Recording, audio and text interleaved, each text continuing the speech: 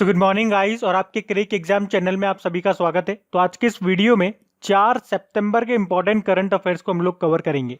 तो हमारा पहला प्रश्न क्या है, हाल ही में नागरिक उड्डयन सुरक्षा ब्यूरो की पहली महिला महानिदेशक यानी कि डायरेक्टर जनरल कौन बनी है? तो आंसर होगा उषा पांडे।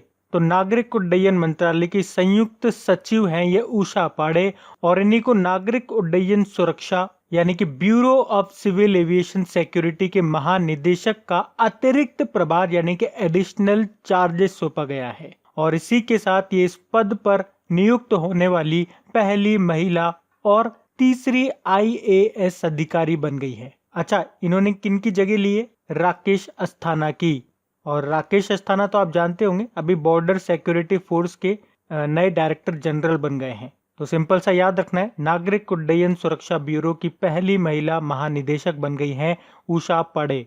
बाकी विनी महाजन पंजाब की पहली महिला चीफ सेक्रेटरी बनी थी। ये अनमोल नारंग ये अमेरिकी सैन्य अकादमी से स्नातक की उपाधि पाने वाली पहली सिख बनी थी।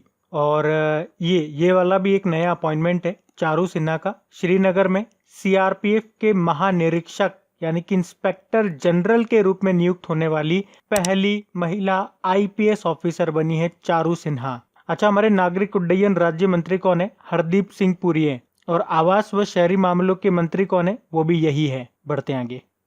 फिर है हाल ही में जारी ग्लोबल इनोवेशन इंडेक्स 2020 में भारत किस स्थान पर आए? तो आंसर होगा 48 नंबर पर है। तो अभी हाल ही में जारी ग्लोबल इनोवेशन इंडेक्स 2020 में भारत 48 नंबर पर है। अच्छा, भारत तो 48 नंबर पर है, इसमें टॉप पे कौन सा कंट्री है? टॉप पे है स्विट्जरलैंड। टॉप पे स्विट्जरलैंड है, सेकंड पे है स्वीडन, थर्ड पे है यूएसए और भारत है 48 नंबर पे। तो टॉप याद रखना है आपको, कोई भी इंडेक्स आता है तो उसका टॉप याद रखना है और भारत की रैंक याद रखनी है। बढ़ते हैं आगे। फिर है हाल ही में किस राज्य सरकार ने गंदगी भारत छोड़ो अभियान शुरू किया है? तो आंसर होगा मध्य प्रदेश ने। तो अभी मध्य प्रदेश सरकार ने ये गंदगी भारत छोड़ो अभियान को शुरू किया है जो 15 दिनों तक चलेगा। एक्चुअली इसमें लोगों को स्वच्छता के बारे में जागरूक किया जाएगा। अब बात मध्य प्रदेश की है तो ये रहा मैप में मध्य प्रदेश, कैपिटल इसकी भोपाल है। मुख्यमंत्री हैं शिवराज सिंह चौहान और गवर्नर कौन है? आनंदीबेन पटेल है जो कि उत्तर प्रदेश की भी गवर्नर है। अभी आपको याद होगा मध्य प्रदेश की छतरपुर जिला पुलिस ने एक संकल्प बुजुर्गों के नाम अभियान को शुरू किया था और मध्य प्रदेश की बैतूल जिला पुलिस ने आसपास योजना शुरू किया था मध्य प्रदेश में आत्महत्या सुसाइड केसेस को कंट्रोल करने के लिए। और मध्य प्रदेश से याद रखो इंदौर। अभी जो स्वच्छ सर्वेक्षण 2020 आया है उसमें लगातार चौथी बार टॉप पे रहा इंदौर। अच्छा, इंदौर से कुछ और पॉइंट में आपको लिंक करा करके याद कराता हूँ। इंदौर का जो देवी अहिल्याबाई होलकर एयरपोर्ट है उसको इंटरनेशनल एयरपोर्ट का दर्जा मिल गया। उसके अलावा इंदौर नगर निगम ने कोरोना संक्रमित सामग्री को फेंकने के लिए पीले रंग के डस्टबिन लगाए हैं और इंदौर में ही देश का पहला और दुनिया का दूसरा इन्फेंट्री म्यूजियम बनेगा, ये याद रखना आप। उसके अलावा मध्य प्रदेश ने रुक जाना नहीं योजना को शुरू किया और प्रधानमंत्री स्वनिधि योजना को लागू करने में टॉप पे रहा है मध्य प्रदेश। मध्य प्रदेश ने रोको टोको अभियान शुरू किया था ताकि सार्वजनिक स्थानों पे जो लोग मास्क नहीं लगाते हैं उन्हें मास्क दिए जाएंगे और उसके बदले में 20 रुपए वसूले जाएंगे। और इसी से रिलेटेड एक योजना याद रखो, जीवन शक्ति योजना। इसमें क्या था, मध्य प्रदेश की महिलाओं को बोला जाएगा आप घर पे मास्क बनाओ, उन मास्क को सरकार 11 रुपए में खरीदेगी और रोको टोको अभियान में यही मास्क दिए जाएंगे। और मास्क से रिलेटेड एक और योजना है यहाँ पे, एक मास्क अनेक जिंदगी नाम का एक जन जागरूकता अभियान भी शुरू किया था। उसके अलावा किल कोरोना अभियान भी शुरू किया था। मध्य प्रदेश पर्यटन बोर्ड ने इंतजार आपका सोशल मीडिया अभियान भी शुरू किया पर्यटकों को आकर्षित करने के लिए। और मुख्यमंत्री शहरी पथ व्यवसाय उत्थान योजना भी शुरू किया। मध्य प्रदेश ने ही निष्ठा विद्युत मित्र योजना भी शुरू की है और जीवन अमृत योजना हो गई, जीवन शक्ति योजना हमने पढ़ा। उसके अलावा मिड डे मील राशन देने वाला पहला राज्य भी आपका बना है मध्य प्रदेश। और भी काफी सारी योजनाएं मैंने आपको यहाँ से बताई है, लेकिन अभी आप इतनी याद रखें। हम बढ़ते हैं आगे। फिर है हाल ही में जारी टाइम्स हायर एजुकेशन रैंकिंग 2021 में टॉप पे कौन सी यूनिवर्सिटी है? तो आंसर होगा ऑक्सफोर्ड यूनिवर्सिटी। तो अभी ब्रिटेन की Times Higher Education World University ranking 2021 में ब्रिटेन की ऑक्सफोर्ड यूनिवर्सिटी टॉप पे रही है। और आपको बता दूं वैसे टॉप 300 में एक भी इंडियन यूनिवर्सिटी नहीं है। और टॉप 400 के अंदर भारत की केवल 2 यूनिवर्सिटी है, IISc बेंगलुरु और IIT रोपड़। और टॉप पे ब्रिटेन की ऑक्सफोर्ड यूनिवर्सिटी है, सेकंड पे है स्टैनफोर्ड यूनिवर्सिटी और तीसरे पे है हार्वर्ड यूनिवर्सिटी। तो टॉप याद रखना ऑक्सफोर्ड यूनिवर्सिटी है। बढ़ते आगे।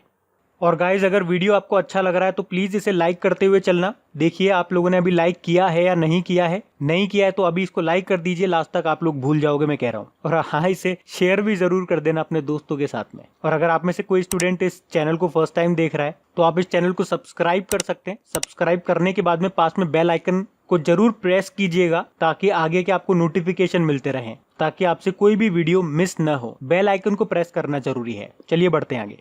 फिर हाल ही में भारत की पहली महिला एम्बुलेंस ड्राइवर कौन बनी है? तो आंसर होगा M वीरलक्ष्मी। तो तमिलनाडु के मुख्यमंत्री एडप्पाडी के पलानीस्वामी ने भारत की पहली महिला एम्बुलेंस ड्राइवर के रूप में M वीरलक्ष्मी को नियुक्त किया है। मतलब अभी तक एम्बुलेंस के जो ड्राइवर होते थे वो पुरुष ही होते थे, मेल होते थे, लेकिन पहली बार कहाँ पे? तमिलनाडु में एम्बुलेंस की ड्राइवर एक महिला बनी है। तो उनका नाम मोस्ट इंपॉर्टेंट आपको याद रखना है, M वीरलक्ष्मी।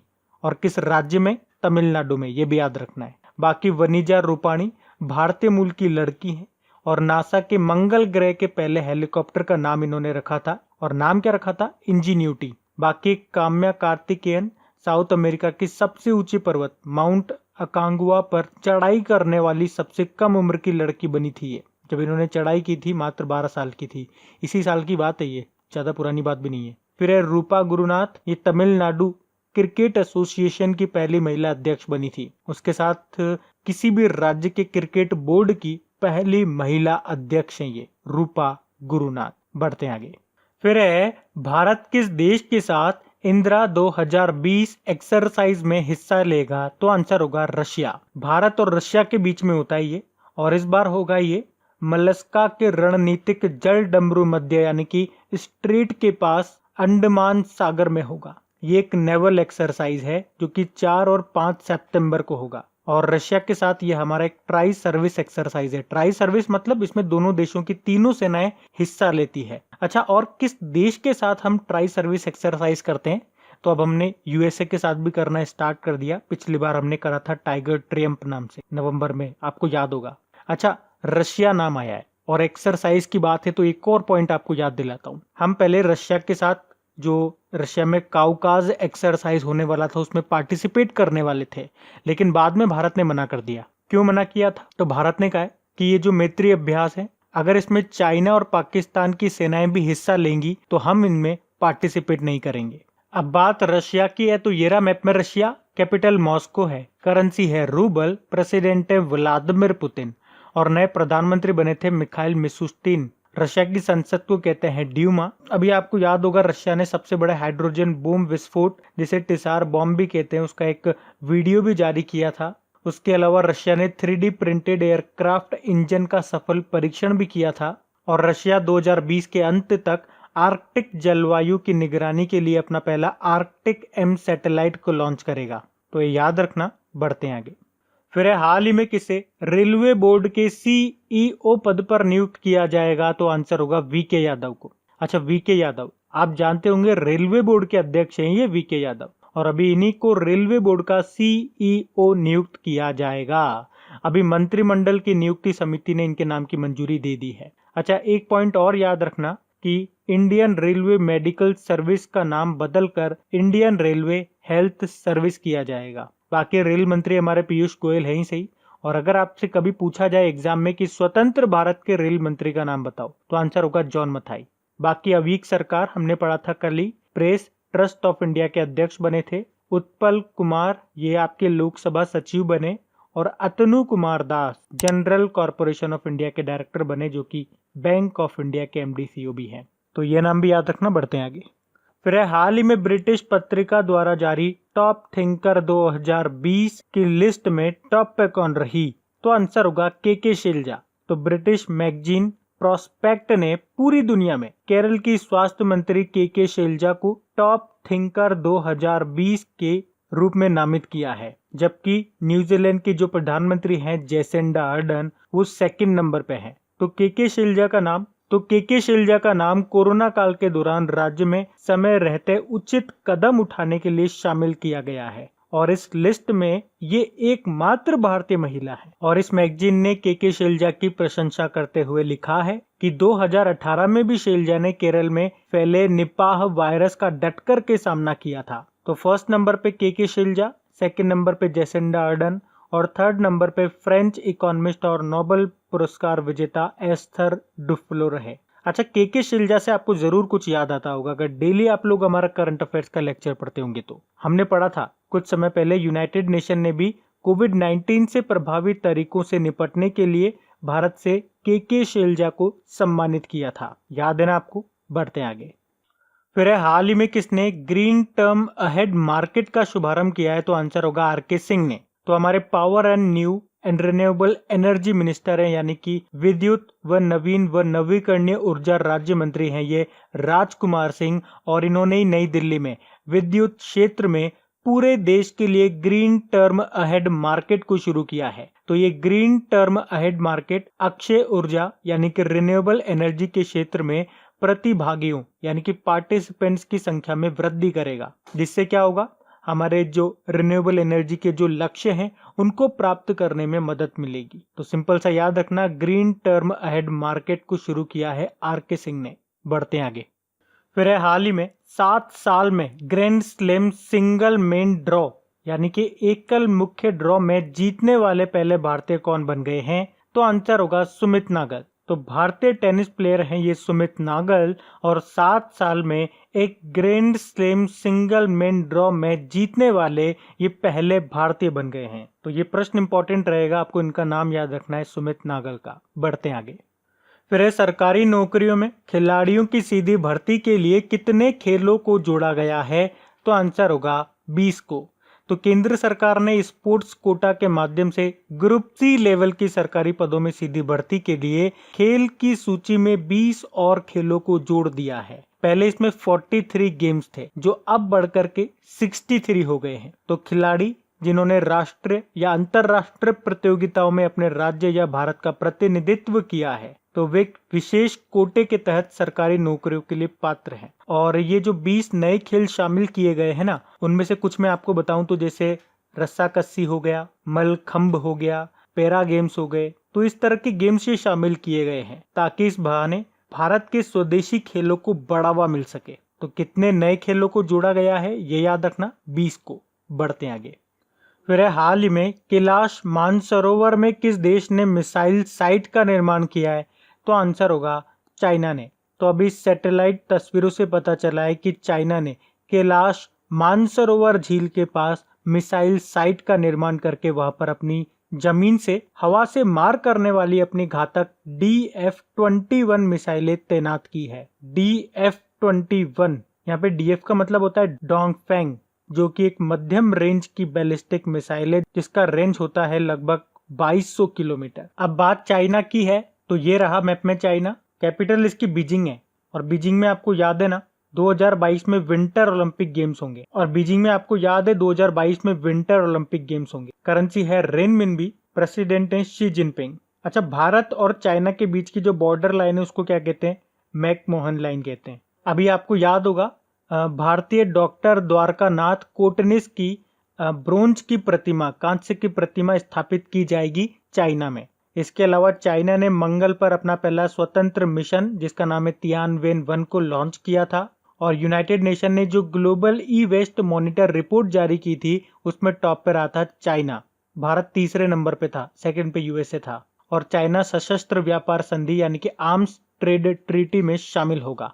कुछ और पॉइंट्स मैं आपको बताऊं चाइना से, तो एक तो 2022 में एशियन पैरा गेम्स होंगे आपके चाइना में जिसका मैस्कॉट है शुभंकर है फेई फेई। उसके अलावा तीसरे एशियन यूथ गेम्स होंगे आपके 2021 में, ये कहाँ पे होंगे? चाइना के शांटाओ में होंगे। और 19वें एशियन गेम्स होंगे 2022 में चाइना के हांगजाओ में जिसका मैस्कॉट है स्मार्ट ट्रिपलेट।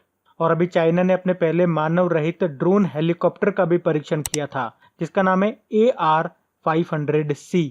बढ़ते हैं आगे। तो अब बात करेंगे कल के वीडियो में पूछे गए प्रश्न के उत्तर की। तो कल के वीडियो में आपसे पूछा था राष्ट्रीय सांख्यिकी कार्यालय के द्वारा जारी प्रथम तिमाही में भारत की जीडीपी कितनी रही थी। तो इसका आंसर होगा माइनस का 23.9%। आप सभी ने प्रश्न का बिल्कुल सही उत्तर दिया है। और गाइस, वीडियो को अभी तक आपने लाइक नहीं किया है, अगर इसे लाइक करना भूल गए तो एक लाइक जरूर कीजिएगा अगर वीडियो अच्छा लगा है तो, और इसे शेयर जरूर कीजिएगा अपने दोस्तों के साथ में, कम से कम एक स्टडी ग्रुप में तो शेयर कर देना इसे।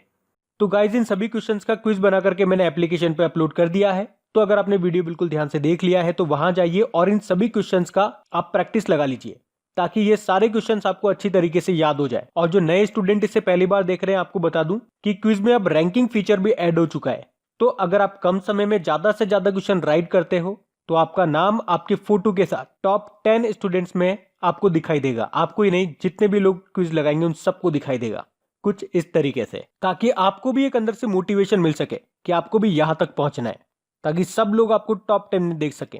और वैसे भी आप तो आपके इन करंट अफेयर्स का रिवीजन करवाने के लिए मैं इसका ऑडियो भी तैयार कर रहा हूं। तो दिन में 4 से 5 मिनट निकाल करके वो आप ऑडियो सुन लीजिए, ताकि आपका इन करंट अफेयर्स का फिर से रिवीजन हो जाए। क्योंकि आपको पता है चीजों को पढ़ना इंपॉर्टेंट है, लेकिन समय समय पर उनका रिवीजन करना बहुत ज्यादा जरूरी है। रिवीजन नहीं करोगे तो वो सारी चीजें आप भूल जाओगे। तो आप ही के लिए मैं इसका रिवीजन ऑडियो तैयार कर रहा हूँ। तो उस ऑडियो का लिंक मैंने नीचे डिस्क्रिप्शन में दे दिया है, वहां जाकर के आप मुझे फॉलो कर लीजिए। और फॉलो करने के बाद में पास में जो बेल आइकन आएगा आप उसे जरूर दबा लेना, ताकि जब भी मैं ऑडियो अपलोड करूं उसका नोटिफिकेशन आपको मिल सके। और एप्लीकेशन अगर अभी तक आपने डाउनलोड नहीं किए तो उसका लिंक भी आपको नीचे मिल जाएगा। वहीं पे आपको क्विज, वीडियो, पीडीएफ सब मिल जाएंगे। तो इस प्रश्न का उत्तर आता है तो कमेंट बॉक्स में जरूर टाइप करिए। चलिए अब मिलते हैं करंट अफेयर्स के रिवीजन वीडियो में। Thank you guys.